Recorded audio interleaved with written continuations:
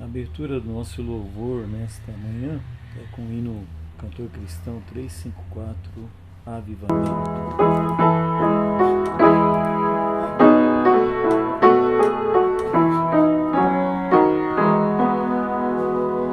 Sendo remido por Cristo na cruz, vivo gozando no reino da luz, cheio da graça que vem de Jesus. Cada momento Senhor me conduz, cada momento me guia, Senhor, cada momento dispensa favor, sua presença me otorga vigor.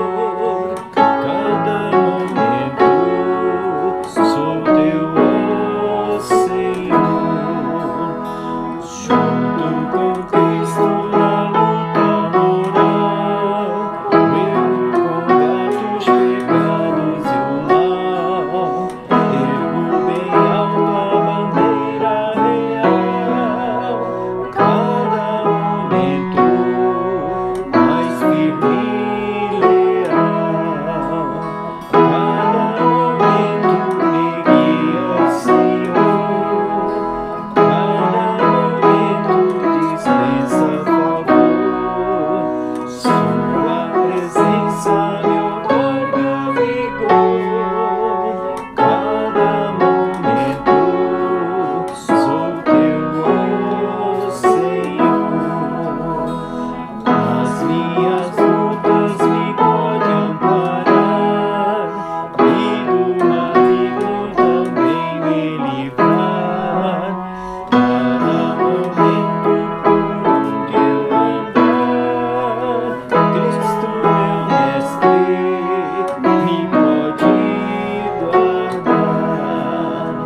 Cada momento me guia, Senhor, cada momento dispensa favor, sua presença me otorga vigor.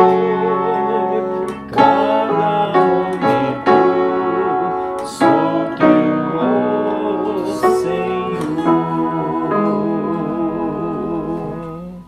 Bom dia, irmãos, estamos aqui para juntos compartilhar a palavra do Senhor, domingo 3 de maio de 2020.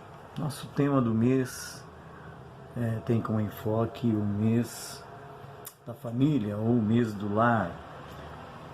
O versículo chave em destaque nos nossos slides no Data Show, se estivéssemos cultuando presencialmente, está em Efésios capítulo 5, versos 1 e 2. Sede, pois, imitadores de Deus, como filhos amados, e andai em amor, como também Cristo nos amou e se entregou a si mesmo por nós, como oferta e sacrifício a Deus em aroma suave. E no destacar desta manhã, a sua leitura, conjuntamente comigo aqui, está em Neemias capítulo 9, versos 1 a 3. Neemias 9, versículos 1 a 3. E a palavra diz: no dia 24 desse 7º mês, o povo de Israel se reuniu para jejuar a fim de mostrar a sua tristeza pelos seus pecados. Eles já haviam se separado de todos os estrangeiros em sinal de tristeza. Vestiram roupas feitas de pano grosso e puseram terra na cabeça. Então se levantaram e começaram a confessar os pecados que eles e os seus antepassados haviam cometido. Durante mais ou menos 3 horas, a lei do Senhor seu Deus foi lida para eles, e nas 3 horas seguintes eles confessaram os seus pecados e adoraram a Deus. E vamos fechar os nossos olhos, orar ao Senhor nesse momento. Queremos, ó Pai, estar diante de Ti, Deus Santo, justo, merece glória, honra e louvor. mas que ainda em nós há pecado, ainda em nós há coisas que não te agradam. E temos plena certeza que essa palavra de Deus lida nesse momento vem de encontro às necessidades da nossa vida, para que nós sejamos melhores diante de Ti e dos homens. Agradecemos pelas bênçãos, agradecemos pela Tua provisão, agradecemos por aquilo que Tu és para nós.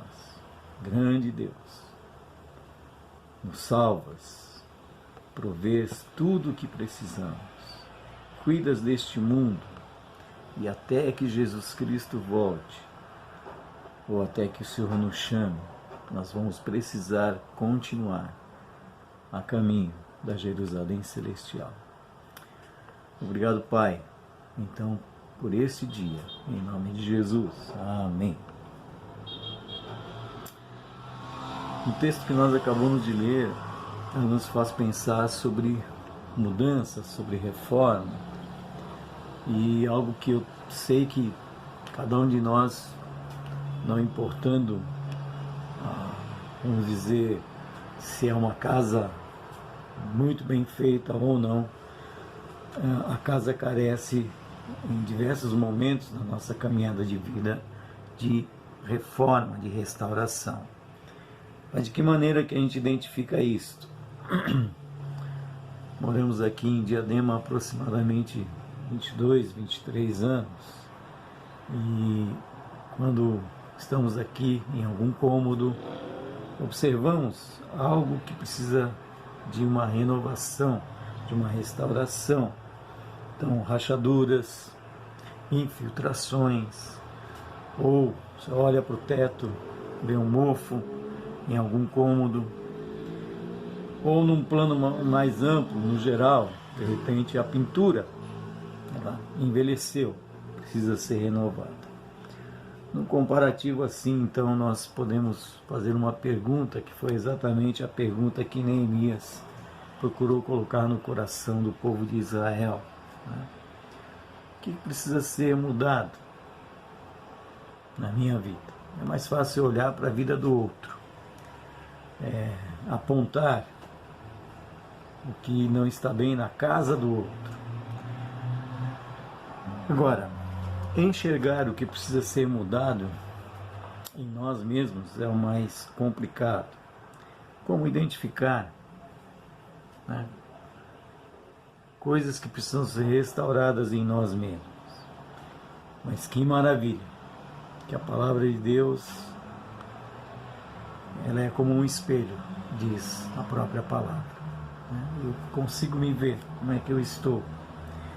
Se eu preciso de restauração, sabe quem é o reformador? É Deus. É Ele quem trabalha nas nossas vidas. Cada momento do nosso viver, precisamos deixar que Deus faça essas reformas, que Deus nos renove, que Deus nos restaure.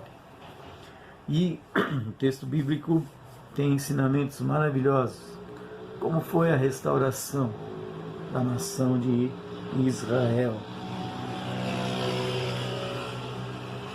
O que se, lendo Neemias, neste caso, o povo andava em desobediência. E Deus havia dito que se eles prosseguissem em desobediência, eles seriam levados cativos para uma nação estrangeira. Qual seria a maneira deles serem restaurados? O arrependimento. Porque o arrependimento gera perdão. O perdão, consequentemente, possibilita a renovação da aliança, né, entre Israel e Deus.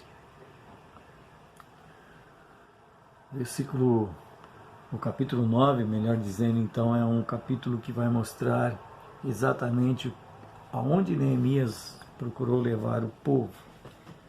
Primeiro, que se apercebam, né, dos seus pecados, se entristeçam por eles, não só pelos deles, mas pelo que foi os seus antepassados, pecadores. Século XXI, filhos e filhas do Senhor. Queremos ter vidas restauradas? Versículo 1, deixa o ensinamento maravilhoso. As vidas só podem ser restauradas quando há tristeza pelos pecados. No dia 24 desse 7º mês, o povo de Israel se reuniu para jejuar a fim de mostrar a sua tristeza pelos seus pecados. Então, a tristeza de pecados gera arrependimento. O arrependimento é algo que caracteriza, né, o encaminhamento do viver humano diante de Deus. Assim também foi com Israel. O povo se reuniu para jejuar, com o propósito de mostrar seu arrependimento pelos pecados.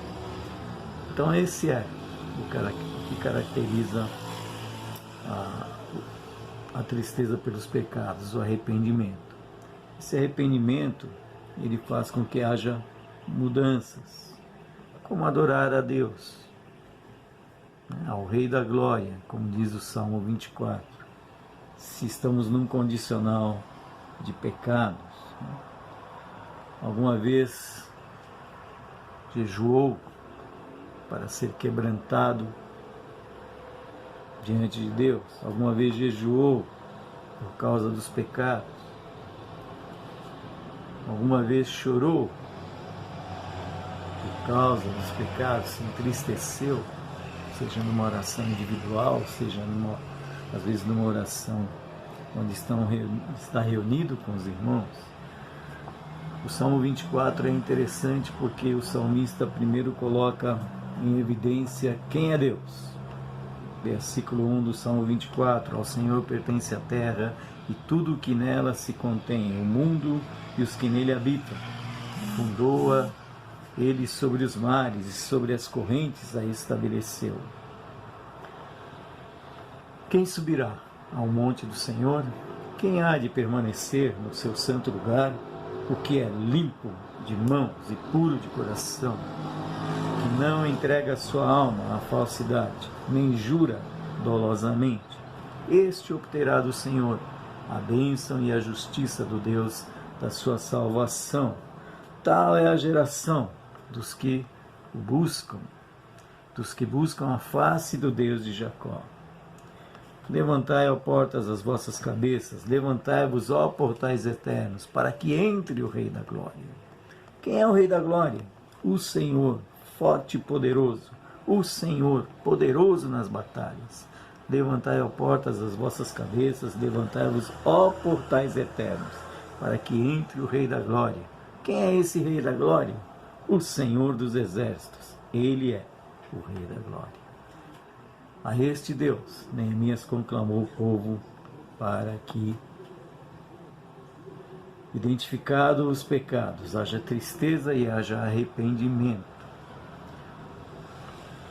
E pelo próprio contexto de Neemias, versículo 2, a primeira parte, esse capítulo 9, claramente o texto mostra a atitude, o comportamento dos israelitas diante do pecado e desse propósito de se arrepender.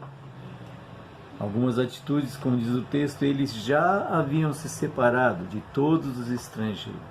Então a restauração implica em obediência, né? Em santidade, na verdade, porque Deus é santo. Agora, para viver diante de Deus, se estivermos apenas vivendo partes do que Ele ensina, então isso implica em um viver apenas de aparências, um viver que efetivamente não agrada a Deus. No capítulo 10, versículo 28, o texto complementa um pouco mais o que exatamente o povo fez, tanto nas lideranças quanto nos liderados. Versículo 28 do capítulo 10 de Neemias diz: o resto do povo, os sacerdotes, os levitas, os porteiros, os cantores, os servidores do templo e todos os que se tinham separado dos povos e de outras terras para a lei de Deus, suas mulheres, seus filhos, suas filhas, todos os que tinham saber e entendimento, firmemente, versículo 29, aderiram a seus irmãos, seus nobres convieram numa imprecação e num juramento de que andariam na lei de Deus, que foi dada por intermédio de Moisés, servo de Deus, de que guardariam e cumpririam todos os mandamentos do Senhor, nosso Deus, e os seus juízos, os seus estatutos. Então aqui, esses dois versículos, 28 e 29, procuram evidenciar algo que a palavra do Senhor procura mostrar a mim e a você, no sentido de que o exemplo dos israelitas, entendendo como é importante a separação, a santidade, né? Não há uma vida de restauração sem separação daquilo que desagrada o coração de Deus. De nada adianta cantar, levantar as mãos, bater palmas, fazer orações longas, uma cara de santo, ou um viver apenas que na verdade é por um momento e não na busca de uma contínua vida que agrade a Deus. Então, aquilo que Deus condena, Ele trata, né? Ele não aceita esse tipo de louvor ou de adoração quando não há, de fato, sinceridade, zelo, cuidado por aquilo que Ele quer que nós vivamos. Nesse processo de arrependimento e de entender, precisamos viver vidas separadas. O último aspecto é a importância da confissão de pecados. Confissão de pecados que, sem dúvida, nos leva à obediência, que fortalece a santidade, né, diante de Deus. O versículo diz, verso 2, segunda parte do verso 2, capítulo 9, em sinal de tristeza vestiram roupas feitas de pano grosso e puseram terra na cabeça. Então se levantaram e começaram a confessar os pecados que eles e os seus antepassados haviam cometido. Significa que a palavra é poderosa para clarear, para iluminar as nossas vidas. Então, quando somos iluminados pela verdade da palavra, deixamos de nos justificar, de querer dar uma justificativa que, na verdade, não tem nada de sinceridade, né? E reconhecer nossos pecados e confessá-los é importante, né? Então, quem esconde os seus pecados não prospera, mas quem os confessa e os abandona encontra a misericórdia, diz Provérbios capítulo 28, versículo 13. É natural do coração humano exatamente esconder os seus pecados. Eu me lembro que quando criança eu aprontava bastante, papai e mamãe trabalhavam, mas quando chegava a noitinha, eles estavam lá, observando tudo o que tinha acontecido no dia, e de repente queriam saber detalhes do que,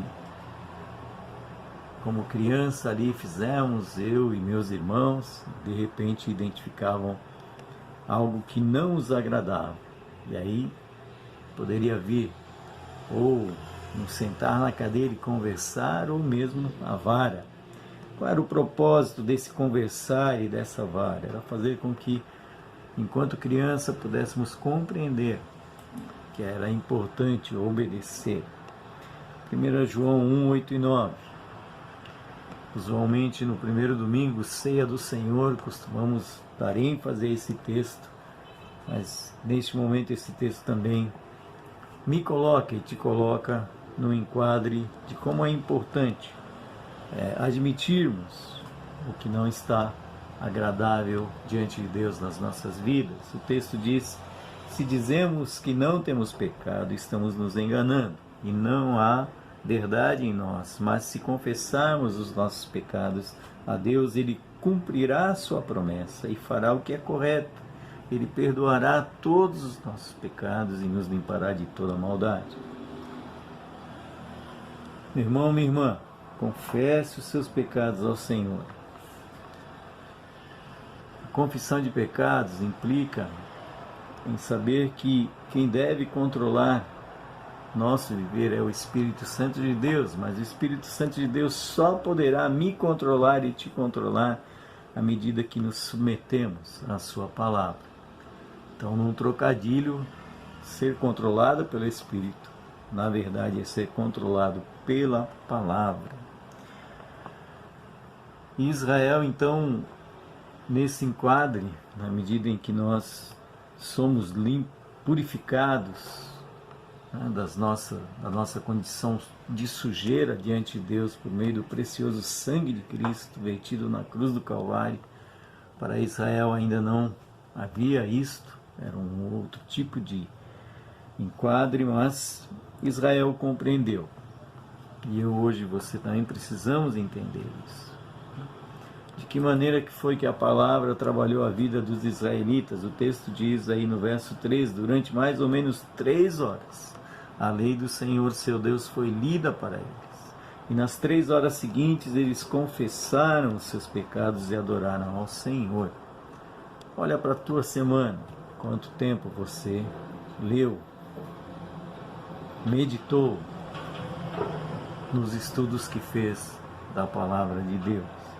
Então veja que toda mudança, toda transformação depende também disso.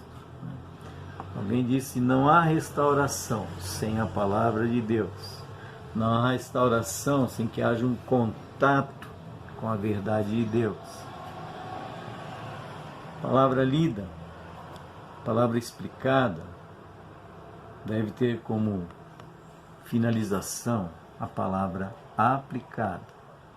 A palavra aplicada impacta o nosso coração, a nossa vida, nossa maneira de ser ainda imperfeita diante de Deus.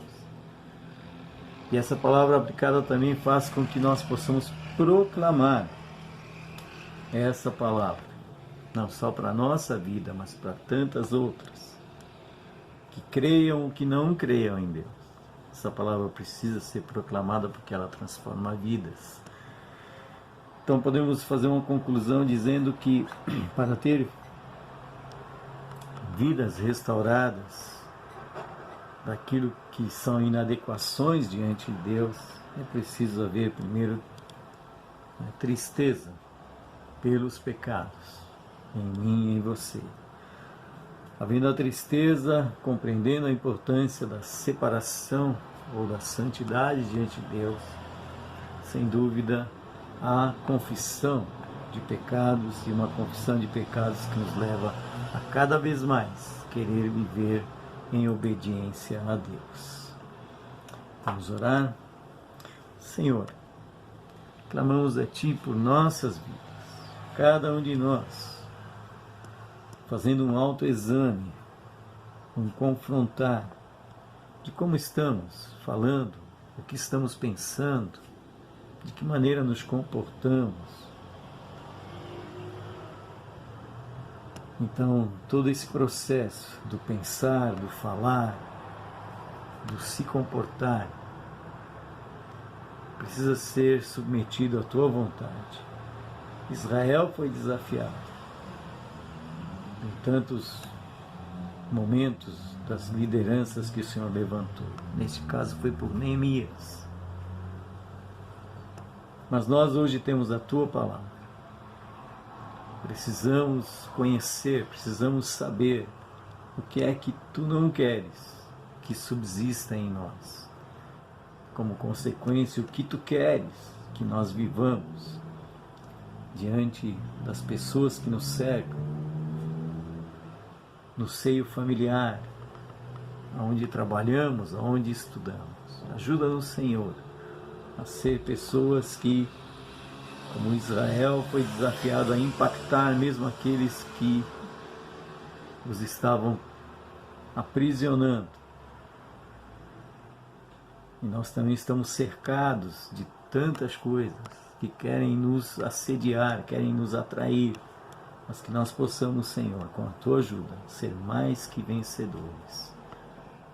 Porque o que fizeste na cruz, Teu precioso sangue, a Tua morte, a Tua ressurreição e a promessa da Tua volta é a nossa esperança. E é no nome de Jesus que nós choramos. Amém.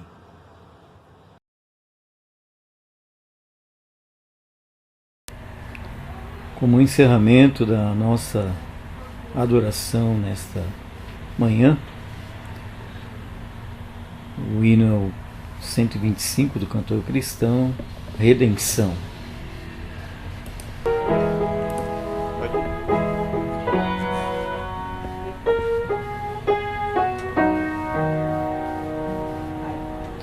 Minha alma canta ao Salvador, que te remiu com tanto amor, que te livrou da escravidão, seu sangue dando em redenção. Na redenção firmado estou, meu cativeiro já findou, contente cantarei louvor a meu glorioso Redentor. Longe eu andava do meu Deus, seguindo nos caminhos meus, o Salvador me descobriu e com seu sangue me remiu. Na redenção firmado estou, meu cativeiro já findou, contente cantarei louvor ao meu glorioso Redentor.